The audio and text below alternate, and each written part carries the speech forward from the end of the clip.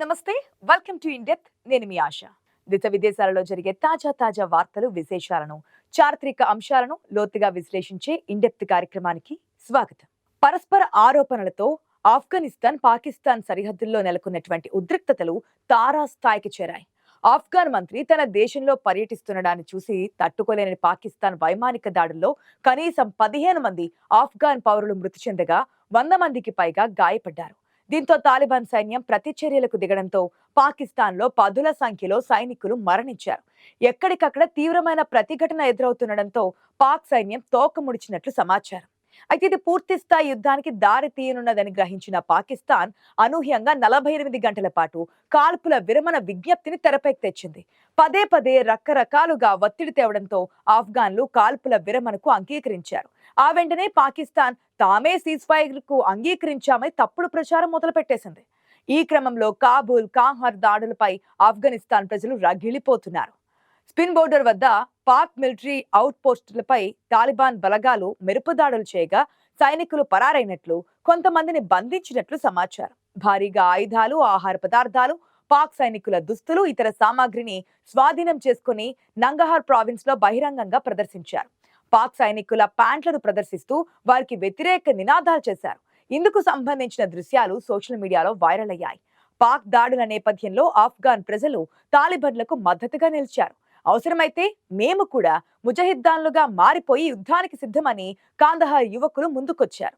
ప్రజలంతా పాకిస్తాన్ కు వ్యతిరేకంగా తాలిబాన్లతో ఉన్నారు అని చెబుతున్నారు పరిశీలకులు. మా భూమిని రక్షించిన భద్రతా బలగాలకు కృతజ్ఞతలు, మేమెప్పుడూ వారి పక్కనే ఉంటామని కాబుల్ వాసి ఒకరు తెలిపారు. ఆఫ్ఘనిస్తాన్ తరమేయడంతో పాక్ సైన్యం విడిచిపెట్టిన అవుట్ పోస్టుల్లో పనిచేస్తున్నటువంటి సైనికులు లొంగిపోవడంతో వారి ప్యాంట్లు విడిపించి తాలిబాన్ ప్రదర్శిస్తోంది. ఓ ట్యాంకును కూడా స్వాధీనం చేసుకుని ఆఫ్ఘాన్ కు తరలించిన వీడియో కూడా సోషల్ మీడియాలో వైరల్ అయింది. ఇది పాకిస్తాన్ కు తీవ్ర అవమానమే అనే చర్చ నడుస్తోంది. పాకిస్తాన్, ఆఫ్ఘనిస్తాన్ ఒకప్పుడు మిత్ర దేశాలే అయినా రెండు దేశాల సరిహద్దులు సూచించినటువంటి డ్యూరాండ్ లైన్ విషయంలో కయ్యానికి కాలు దువ్వుకున్నాయి. గత వారం రోజులుగా రెండు దేశాల సైన్యాలు 7 చోట్ల ఘర్షణలకు దిగాయి. తొలుత కాబుల్లోని తెహ్రీక్-ఏ-తాలిబాన్ పాకిస్తాన్ టీటీపీ క్యాంపులపై పాక్ సైన్యం వైమానిక దాడులకు దిగింది. దాంతో తాలిబాన్లు సైతం ఎదురుదాడి ప్రారంభించారు. అయితే దాడుల విషయంలో పరస్పర ఆరోపణలు గుప్పించుకుంటున్నాయి ఆ రెండు దేశాలు. మంగళవారం అర్ధరాత్రి తర్వాత ఆ పరిస్థితి మరింత దారుణంగా తయారైంది. ఆ ఉద్రిక్తతలతోనే ఇప్పటిదాకా 200 మంది తాలిబాన్లు, 58 మంది పాక్ సైనికులు మరణించినట్లుగా సమాచారం. 2021లో ఆఫ్ఘనిస్తాన్లు తాలిబాన్లు స్వాధీనం చేసుకున్న తర్వాత పాకిస్తాన్ తో ఇదే అతిపెద్ద ఘర్షణగా చెబుతూ ఉన్నారు. ఆఫ్ఘనిస్తాన్ మంత్రి భారత పర్యటనకు వెళ్లిన సమయంలోనే ఈ దాడులు మొదలయ్యాయి. కాబుల్లో రాయబార కార్యాలయం ప్రారంభిస్తామని భారత ప్రభుత్వం ప్రకటించడం పాకిస్తాన్ కు కంటగింపుగా మారింది. భారత్, ఆఫ్ఘనిస్తాన్ మధ్య సంబంధాలు బలపడుతుండడాన్ని పాకిస్తాన్ జీర్ణించుకోలేకపోతోంది. కాల్పుల విరమణ విషయంలోనూ ఇరు దేశాలు పరస్పరం విరుద్ధ ప్రకటన చేసుకుంటున్నారు.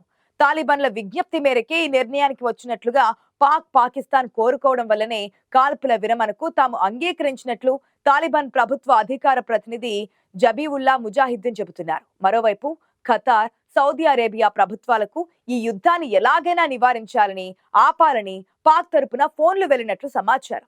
మధ్యవర్తులుగా వ్యవహరించాలని, వెంటనే జోక్యం చేసుకుని తాలిబాన్లను శాంతి ఒప్పందానికి ఒప్పించాలని పాకిస్తాన్ తనకు అండగా నిలిచే అన్ని దేశాలను కోరింది.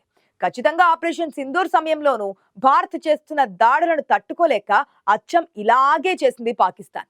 దాన్ని అలసుగా తీసుకున్నటువంటి అమెరికా అధ్యక్షుడు డొనాల్డ్ ట్రంప్ ఆ యుద్ధాన్ని తానే ఆపారని చెప్పుకున్నాడు కూడా. ఇదిలా ఉండగా ఈ యుద్ధం వెనుక భారత హస్తం ఉందని నిందలకు దిగారు పాకిస్తాన్ డిఫెన్స్ మినిస్టర్ ఖవాజా ఆసిఫ్. ఆఫ్ఘన్ దాడులను ఉద్దేశిస్తూ పాక్ రక్షణ మంత్రి ఖవాజా ఆసిఫ్ కీలక వ్యాఖ్యలు చేశారు. భారత్ తరపున ఆఫ్ఘన్ పరోక్ష యుద్ధం చేస్తుందంటూ ఆరోపించారు. దాడుల నేపథ్యంలో పాక్, ఆఫ్ఘన్ల మధ్య 48 గంటల పాటు కాల్పుల విరమణ ఒప్పందం కుదిరింది. దీనిపై కూడా ఆసిఫ్ సందేహం వ్యక్తం చేశారు. ఈ నిర్ణయాలన్నీ ఆఫ్ఘనిస్తాన్ రాజధాని కాబుల్లో కాకుండా న్యూఢిల్లీలో తీసుకుంటున్నారని ఆయన ఆరోపించారు.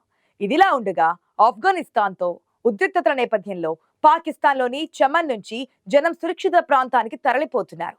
2021 ఆగస్టు 15న భారతదేశం 15 ఆగస్టు వేడుకలు జరుపుకుంటుండగా తాలిబాన్లు ఆఫ్ఘనిస్తాన్ ను రెండోసారి హస్తగతం చేసుకున్నారు.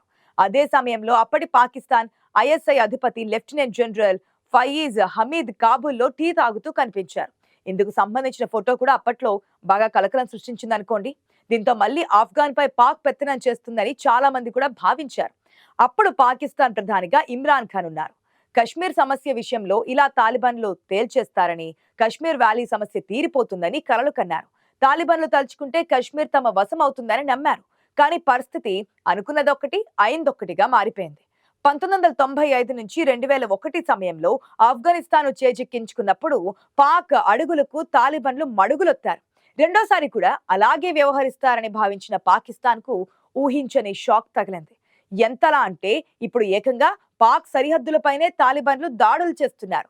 ఆ దేశ సైనికులనే అంతమొందిస్తున్నారు. గతంలో పాకిస్తాన్ ఏది చెబితే అది పాటించిన తాలిబాన్లు ఇప్పుడు పాకిస్తాన్ ఏం చెప్పినా ఎదురు తిరుగుతున్నారు.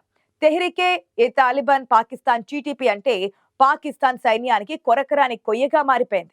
నిత్యం వీరు కనీసం పాకిస్తాన్ లో ఉగ్రవాద కార్యకలాపాలు నిర్వహిస్తున్న సంస్థ. దీన్ని పాకిస్తానీ తాలిబాన్ అని కూడా అంటుంటారు. ఖైబర్ పఖ్తూన్ఖ్వా ప్రావిన్స్ సహా పాక్ లోని వివిధ ప్రాంతాల్లో 4 ఏళ్లుగా అనేక దాడులు నిర్వహించింది. ముఖ్యంగా పాక్ సైనికులను, పోలీసులను లక్ష్యంగా చేసుకుని ఈ సంస్థ చేసిన దాడులు ఇస్లామాబాద్ కు తలనొప్పిగా మారాయి. ఈ సంస్థకు తాలిబాన్లు అండగా నిలవడమే కాకుండా ఆశ్రయం ఇస్తున్నారనేది పాకిస్తాన్ ప్రధాన ఆరోపణ. ఇందుకు కారణాలు లేకపోలేదు. 2021 ఆగస్టులో తాలిబాన్లు అధికారంలోకి వచ్చినప్పటి నుంచే టీటీపీ క్రియాశీలమైంది.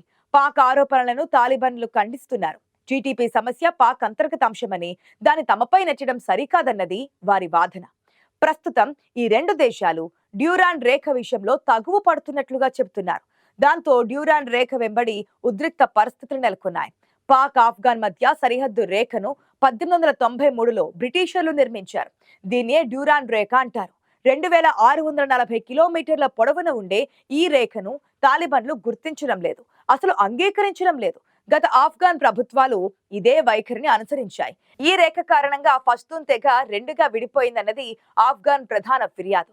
పాక్ మాత్రం డ్యూరాండ్ రేఖను గుర్తించింది. కాబూల్ ను తాలిబాన్లు చేజెక్కించుకున్న తర్వాత ఆ రేఖ వెంబడి ఫెన్సింగ్ నిర్మాణాన్ని కూడా ప్రారంభించింది. దీన్ని తాలిబాన్లు తీవ్రంగా వ్యతిరేకించారు. ఈ కంచె పషూన్ తెగలోని కుటుంబాల మధ్య వేల ఏళ్లుగా కొనసాగుతున్న సంబంధాలకు అడ్డుకట్ట వేస్తుందని ఆందోళన వ్యక్తం చేసింది. ఈ అభ్యంతరాలను ఇస్లామాబాద్ పట్టించుకోలేదు. ఫెన్సింగ్ ను కొనసాగించడంతో పాటు సరిహద్దు పొడవునా చెక్ పోస్టులు కూడా నిర్మించింది. దీంతో చాలా చోట్ల ఫెన్సింగ్ నిర్మాణాలను తాలిబాన్లు కూల్చివేశారు. దీంతో గత 2-3 ఏళ్లుగా డ్యూరాండ్ రేఖ ఉద్రిక్తంగా మారింది. గతంలో తాము ఆఫ్ఘనిస్తాన్ ప్రజలకు షెల్టర్ ఇచ్చి సాయం చేశామని చెప్పుకుంటోంది. నిజంగానే దాదాపుగా 17 లక్షల మంది ఆఫ్ఘాన్ శరణార్థులకు అప్పట్లో పాకిస్తాన్ ఆశ్రయం ఇచ్చింది. అయితే ఇదేదో మానవీయ కోణంలో చేసిన సాయం ఎంత మాత్రం కాదు. తమ దేశంలోకి వచ్చిన ఆఫ్ఘాన్లను ఉగ్రవాదులుగా మలిచింది. ఇందుకోసం అనేక శిబిరాలను ఏర్పాటు చేసింది. 80-90 దశకాల్లో ఆఫ్ఘాన్ లో ఉన్న రష్యా సేనలపై దాడి చేసేందుకు ఈ శిబిరాల్లో శిక్షణ పొందిన యువతను వినియోగించింది. అల్ ఖైదా లాంటి సంస్థలకు ఉగ్రవాదులను ఇక్కడి నుంచే సరఫరా చేసింది. తాలిబాన్లు రెండోసారి అధికారంలోకి వచ్చిన తర్వాత ఈ శిబిరాలతో ప్రయోజనం లేకుండా పోయింది. అందుకు అనుగుణంగానే పాక్ వైఖరిలోనూ మార్పు రావడం ప్రారంభించింది.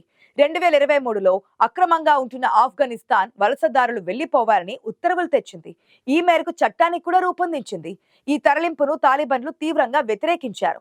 సంవత్సరాల తరబడి ఆశ్రయం పొందుతున్న వారిని పంపించొద్దని, వారి ఉపాధిని దెబ్బతీయొద్దని విజ్ఞప్తి చేశారు. ఇస్లామాబాద్ పట్టించుకోలేదు. ఇది కూడా తాలిబాన్లు పాక్ ప్రభుత్వం మధ్య విభేదాలకు దారితీయడానికి కారణాల్లో ఒకటిగా చెబుతున్నారు విశ్లేషకులు.